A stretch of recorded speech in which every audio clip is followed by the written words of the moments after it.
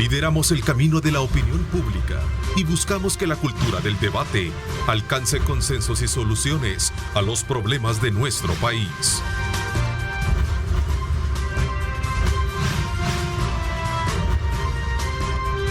Diálogo con Ernesto López. Quiero darle la más cordial bienvenida a la comisionada presidencial para operaciones y gabinete de gobierno, la licenciada Carolina Recino, con quien vamos a hacer un análisis preciso sobre los compromisos que se asume ahora desde esta perspectiva de resultados electorales y qué es lo que, a partir de voltear esta página, qué es lo que viene ahora por delante. Comisionada, buenos días, bienvenida, gracias por acompañarnos como siempre. Gracias por invitarme, buenos días a todos, buenos días a nuestra gente. Es un gusto siempre poder compartir con ustedes y que nos pongamos así en sintonía qué es lo que está pasando, qué es lo que piensa el gobierno del presidente Bukele, así que aquí estamos a la orden. Como no, muchísimas gracias. Ponernos en sintonía y saber qué es lo que está pensando el gobierno actual a partir de estos resultados es un buen punto de partida para poder nuestro análisis y nuestra lectura de la mañana, comisionada. ¿Contenta con el resultado de diputados? 56 de acuerdo a las proyecciones preliminares que ya las concretizan en el Tribunal Supremo Electoral. Sí, ciertamente ya van quedando claras las cifras, las cantidades y las cuotas de responsabilidad que el pueblo salvadoreño con su voto ha ido asignando a cada uno de los institutos políticos. Y sí, hay mucha satisfacción, hay mucha alegría, pero sobre todo hay mucho agradecimiento a la población. Este es un reconocimiento al trabajo realizado por el presidente Bukele, a pesar de las adversidades y a pesar de los bloqueos. La población es sabia, el soberano ha hablado y ha hablado fuerte y ha otorgado una cuota de responsabilidad muy alta al partido Nuevas Ideas, ha redistribuido toda la estructura de responsabilidades y funcionamiento por elección que existía hasta este momento. Es una votación inédita, es una votación que no tenía esos volúmenes de participación en cuanto a elecciones legislativas y municipales. La gente se volcó, respondió al llamado, respondió a la responsabilidad que se tiene en un momento como este, y ha modificado todas las piezas del tablero. Y ahora Nuevas Ideas tiene una responsabilidad mayor y tiene una mayoría calificada por sí mismo. Si lo unimos con Gana, entonces tiene los números suficientes para poder gobernar en función de la población y por supuesto la educación, la tecnología, poner al país en condiciones distintas. Ese es nuestro reto. A ver, sé que a muchos les agrada la palabra gobernabilidad y usted la utilizó. Qué bueno.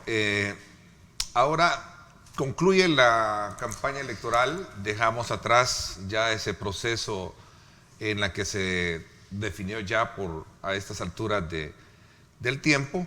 Ahora lo que pasa es ponerse a trabajar, decía usted. Y hay que reconocer que después de una elección siempre quedan heridas. ¿Cómo vamos a reconstruir ese tejido, digamos, institucional para poder echar a andar los proyectos de los cuales vamos a ampliar más adelante y que ya usted mencionaba, comisionada?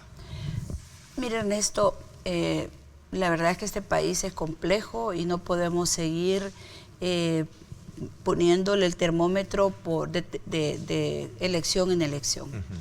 Hay que generar políticas públicas sostenibles, hay que generar políticas públicas de largo plazo que establezcan ese camino que tenga certidumbre para llegar a un punto de desarrollo en beneficio de la gente.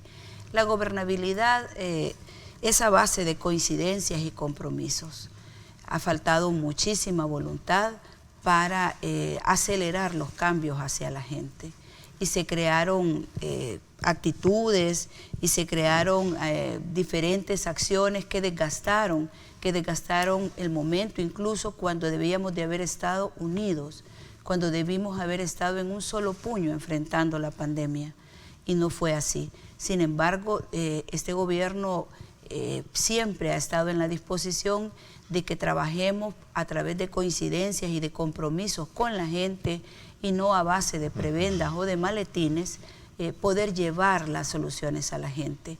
Los planes son amplios, los sectores ahí están esperando que todos los salvadoreños, no solo los sectores políticos, que todos los sectores académicos, que todos los sectores de la empresa privada, que el gobierno en su conjunto trabajemos y hagamos esa sinergia que ha faltado, que superemos ese momento de agresiones, que afortunadamente no se siga manipulando las facultades de los órganos con esa cantidad de comisiones y esa pasarela de funcionarios aún en medio de la emergencia.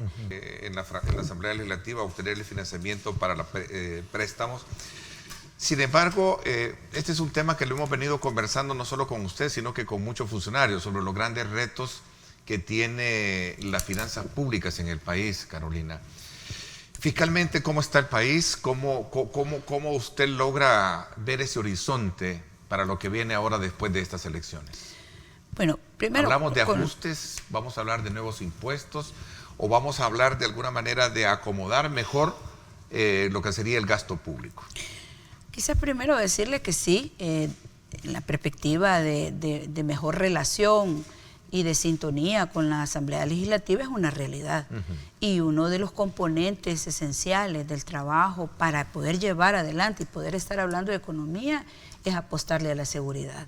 Definitivamente el tema de plan control territorial y esos dos financiamientos que quedaron ahí engavetados para no apostarle a trabajar para mejorar el clima y poder disminuir la violencia, eso segurito está sobre la mesa y va a concedérsele al gobierno para poder mejorar las condiciones de nuestra fuerza pública, para poder modernizar los instrumentos, el equipamiento que debe de tener la fuerza pública para ejercer la disciplina y también para hacer respetar toda nuestra soberanía, integralmente hablando, en el mar, en la tierra, etcétera.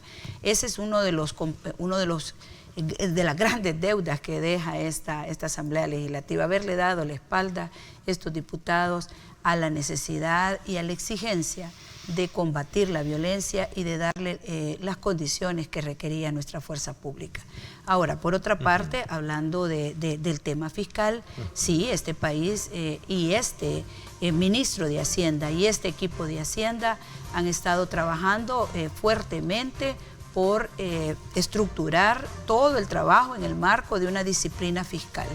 Y eso lo hemos visto, pero también están trabajando por rescatar todos esos capitales, por rescatar todos esos fondos que de manera irresponsable y de manera no solidaria con el país, muchísimos empresarios han estado sacando el dinero o evadiendo el pago de los impuestos. Entonces, esa política va a estar permanente y es un trazo que atraviesa toda la acción de ingresos del gobierno y de perfilación de hacia dónde va el recurso. En este momento yo creo que hay muchísima especulación, de hecho se dice cómo va a ser este gobierno para sostener el tema de las computadoras, cómo va a ser este gobierno para sostener todo eso que se le ocurre hacer, hospitales, por ejemplo, el Hospital El Salvador, tan criticado y a la vez tan necesario, tan trascendental en la vida de nosotros, no en la vida de nosotros, haber creado esa... O sea, lo ponen en duda, pero sí existe sustentabilidad para mantenerlos. Nosotros creemos que a través de la disciplina fiscal, a través de la generación de otras fuentes de ingresos, nosotros podemos salir adelante. Por supuesto. ¿Van a tener derecho a demandar, a reclamar que se les entregue como lo hacían los anteriores alcaldes? Es que, repito, el FODES no es algo de capricho. El FODES, lamentablemente, la pandemia, la cercanía de las elecciones, la disminución de los ingresos, el aumento de la demanda prioritaria hacia la salud, hacia la seguridad, pues nos llevó a esta situación. Pero con un clima de más confianza, con un clima de más estabilidad, con la apertura ahorita y el ingreso ya de una matriz muy alta de inversión extranjera, de inversión nacional, los ingresos en las arcas del Estado van a aumentar y entonces ese recurso va a llevarse a los municipios, pero reitero, las municipalidades deben hacer un uso responsable, un uso profesional de ese recurso, porque no puede seguirse financiando campañas o financiando planillas fantasmas o financiando proyectos que no son para los que fue creado y concebido el FODES en su momento. ¿Cuáles serán las acciones prioritarias ahora en este nuevo contexto en el que se definen las elecciones y que toma por mayoría el partido que está en gobierno, comisionado? Yo creo que es fundamental que el gobierno tenga la estabilidad para poder impulsar el plan de desarrollo económico. El crecimiento económico para el país es urgente y el objetivo central es creación de más y mejores empleos. Mejores Marcas presentó.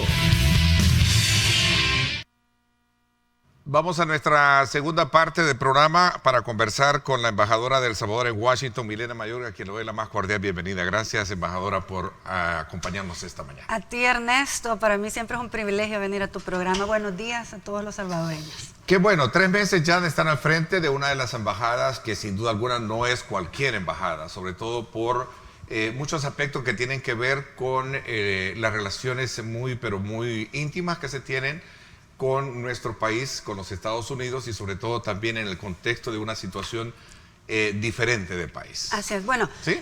¿Cómo ha sido la experiencia de estos 3 meses? Siempre, bueno, he trabajado muchísimo, tengo diferentes agendas, la agenda que es hacia la diáspora, que es muy importante, esa agenda social, para poder resaltar las bondades y sobre todo lo que aportan a la economía norteamericana, y la agenda pro TPS y DACA, porque es importante que en cada una de las entrevistas y reuniones que tengo con congresistas y senadores es necesario hablar de este tema porque se necesita un apoyo bipartidista. Y que ahora pues cualquiera puede decir, bueno, a partir de este resultado el tiempo te dio la razón. Por supuesto, porque yo venía anunciando que era necesario un cambio de ruta, era necesario una agenda que no se plegara a la agenda del FMLN.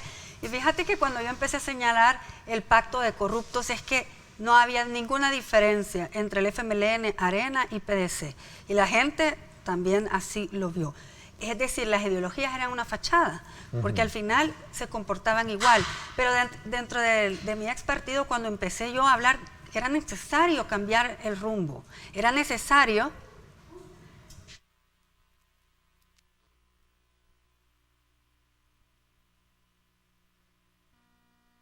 Ok, las disculpas del caso, tuvimos un pequeño corte de energía, pero ya estamos de nuevo, me decías. Sí, que era necesario una agenda mucho más productiva, menos de obstruir. Y no nos hicieron caso, no me hicieron caso, y al final renuncié porque no estaba de acuerdo en que estaban oponiéndose, sobre todo en una emergencia nacional, a la defensa, a la salud del pueblo salvadoreño, igualmente a la defensa de ese derecho de garantizarles la seguridad. Y como tú dices, la historia siempre me da la razón. Y si bien han ganado alrededor de 14 diputados, no van a ser significativos porque la correlación no va a marcar ninguna diferencia. Es decir, la indignación de la gente fue tal o sea, yo los admiro, ese fervor cívico, cómo fueron a votar, cómo esperaron, no importa las horas que tuvieron que hacer cola, incluso el ejemplo de Santa Marta, que en la madrugada estaban ahí queriendo votar, nuestros adultos mayores también votando, diciendo tal vez la última vez que voy a votar, pero lo necesito hacer porque ahora estoy viendo cambios. La gente está viendo un gobierno mucho más cercano a la población, y te digo que realmente esos grupos de poder que Arena representaba los dejó solos, es decir, una campaña muy pobre, es decir, no vi nada relevante, pero sobre todo con los mismos actores de siempre. Entonces no esperemos que vamos a cambiar nada con ellos, pero al final ahora sí, ¿y esos grupos de poder al final dónde están? Bueno, son... A tu criterio ya en términos de análisis de lo que viene, porque después de un resultado electoral, lo que viene, obviamente, casi por lo general, son esos quiebres de cúpula, de renuncias, precisamente de reclamos. ¿Sabes que ¿no? desde que cuando yo estuve de diputada de Arena, pasaron 4 presidentes de Arena? 4. Solo ahí tú ves que ya el partido estaba realmente ya pataleando, y ahora, sin duda, un debacle. FMLN desapareció prácticamente, y Arena, o sea, está reducido a lo mínimo. Creo que se les llegó a su fin. Es más, nos hicieron tanto daño en el sentido de que casi 200.000 personas murieron, tanto en la guerra como el posconflicto por la inseguridad, y ahora sí veo un nuevo amanecer para El Salvador, una nueva página que se va a escribir, en donde tenemos que responder en temas tan claves como pensiones dignas, el tema de transporte público, el tema de la seguridad, educación, entre otras agendas, salud, por ejemplo, que son vitales. Si la gente ve que esta nueva correlación y esta nueva clase política, que al fin llegó, yo digo, ¿cuánto se tardó en irse esa vieja clase política? Y al fin llegó una nueva clase política que va a representar esos intereses del pueblo. Tienen los votos, pueden hacerlo. Entonces vamos a impulsar, y sobre todo voy a hablar mucho con ellos para que retomen las agendas que yo propuse. A eso iba. Fíjate que siendo concomitante el tema de la diáspora, creo que ahora con un escenario como el que tú describes, sin duda alguna que se puede recrear un escenario propicio para poder potencializar toda esa ayuda de los que en algún momento viene. ¿Sabes? La CEPAL hizo un estudio que es bien importante, porque nos decía que de 10 salvadoreños, 5 quieren regresar a El Salvador por 2 motivos. Uno, para retirarse, y otro, para invertir. Entonces, esto es clave, porque nosotros tenemos que trabajar en el tema de generar las condiciones para que puedan venir a abrir sus empresas. Muchos de ellos tienen bastante dinero y quieren invertir y quieren ser parte del progreso que El Salvador está teniendo. Y 2, obviamente quieren comprar sus viviendas para venirse a retirar a su país. Es que ahora que estoy viviendo afuera, no es fácil vivir fuera de tu país, y ese sueño y ese anhelo de volver a casa es muy noble. Así que en eso tenemos que trabajar, en que los salvadoreños en el mundo puedan tener las condiciones para invertir y para retirarse. Claro, recrear un ambiente favorable para que no solo sea un dinero que venga por venir. Muchos especialistas, sociólogos, creen que ese es uno de los grandes factores que, digamos, sostiene la economía, pero de una forma que no debería de ser. Debería de haber una política mucho más concentrada a que se duplique en actividades productivas y no Lo que pasa vaya es esto al consumo. Yo he tenido oportunidad de hablar con la ¿Y tú Cámara de conociste muy bien Comercio? el tema, porque estabas en la Comisión de Relaciones Exteriores, ¿no? Pero cuando yo platico, por ejemplo, con los miembros de la Cámara de Comercio salvadoreña en California, en DC, entre otros, lo que necesitan es que nosotros les planteemos dónde están los polos de desarrollo, dónde hay oportunidad de negocio, dónde, porque generalmente ellos han invertido porque un familiar le ha dicho que inviertan, entonces han perdido dinero. Pero si nosotros les presentamos los proyectos, dónde están las alternativas, dónde están, y sobre todo se les lleva de la mano para que sus proyectos prosperen, creo que vamos a incentivarlos aún más. Porque solamente de Estados Unidos tuvimos un flujo de remesas de 5.700 millones. Sí. Por eso te decía que esto ronda en el 20% del PIB. Solo Estados Unidos, ya no se diga con los demás países, pero Estados Unidos es el que más significativamente ha enviado remesas, inclusive en época de pandemia. Y a mí me duele, ¿sí?, cómo la oposición los maltrata, los denigra. O sea, primeramente desde el Congreso, sí, no hicieron nada porque ellos tuvieron las condiciones para votar, o las mejoras de los consulados quitaron, sí, ese dinero, entre otros. Pero ahora no solamente eso, sino que al verlos que estaban llegando a El Salvador a votar, ¿cómo los estaban señalando? Es que no importa el oficio a que se dediquen, lo que importa es que no se olviden del país, y han sido muy solidarios con las familias salvadoreñas, enviando esta gran cantidad de dinero en época difícil, porque en Estados Unidos también se han cerrado negocios. Dice que en la provincia de Ontario, dice, no pudieron ir, dice, por restricciones, especialmente en Ontario. Pero igual, el tema del DUI, que es una de las cosas vitales para ellos en los Estados Unidos, obtenerlo no es tan fácil. No, pero eso tiene que ver con el RNPN, que tiene una junta directiva que está conformada por un miembro de cada partido político. O sea, es decir, tenés ahí a gente del FMLN, de Arena, del PCN. ¿Perdón? ¿Hoy se recompone con esta nueva...? Sí, porque para tener una junta, ser parte de la junta directiva del RNPN, tenés que tener 5 diputados en la Asamblea Legislativa. Entonces, por ejemplo, el FMLN ya no va a tener representación ahí, ni el PCN. Creo que hasta gana, no sé, creo que tampoco tendría su representación en el RNPN. Entonces, si tenemos una correlación favorable, entonces se puede también desde ahí tener la voluntad política para poder mejorar los procesos de la entrega del DUI y mejorar también el personal que se envía, porque prácticamente es una ventanilla del RNPN, un mini DUI centro dentro de lo que es un consulado. Maltrato y burocracia, ¿cómo alguien preguntaba por ahí? Claro, ¿cómo están haciendo para eliminar ese tipo de...? Se están trasladando, decir, más personal, que creo que es clave, porque la demanda es demasiado grande. Yo estuve en el consulado de Manhattan y no da abasto las instalaciones, no se pueden abrir más ventanillas. Y en otros consulados, obviamente, por eso también se van a trasladar a instalaciones mucho más grandes para que exista más personal. Se está evaluando, hay un cónsul inspector que está, como su sede es la embajada, pero él está recorriendo ahorita todos los consulados para poder que los procesos sean iguales y ver qué es lo que hace falta en cada consulado, más el tema de cuál es la mayor demanda, un call center mejor, pero ya se están empezando a ver los resultados, pero esto nos va a tomar un ya para concluir tiempo. Nuestra conversación, y te agradezco que nos hayas permitido en este viaje que has hecho al país, y sé que va a ser frecuente por todo tu labor, que nos hagas una breve descripción de tu primera experiencia de los 3 meses al frente de la embajada. ¿Qué noticias nuevas podemos tener en los próximos días? Bueno, las noticias que ya te estaba dando, la mejora en el tema de los consulados, la renovación de consulados. Se van a abrir 2, me decías.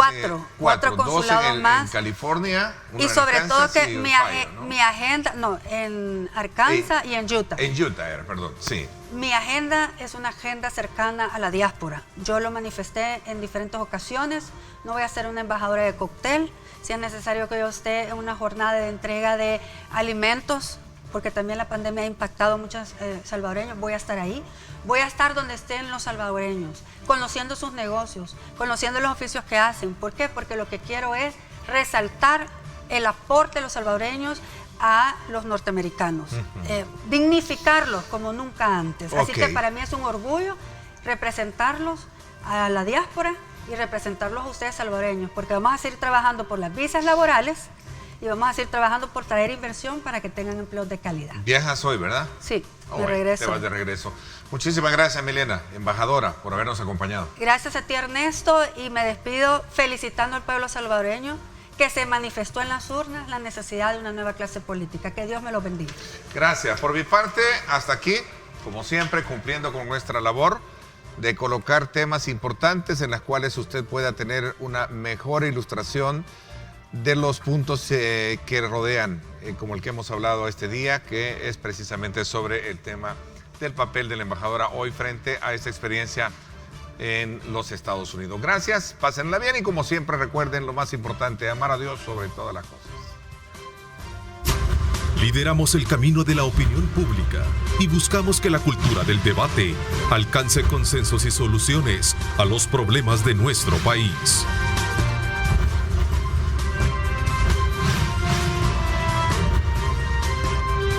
Diálogo con Ernesto López.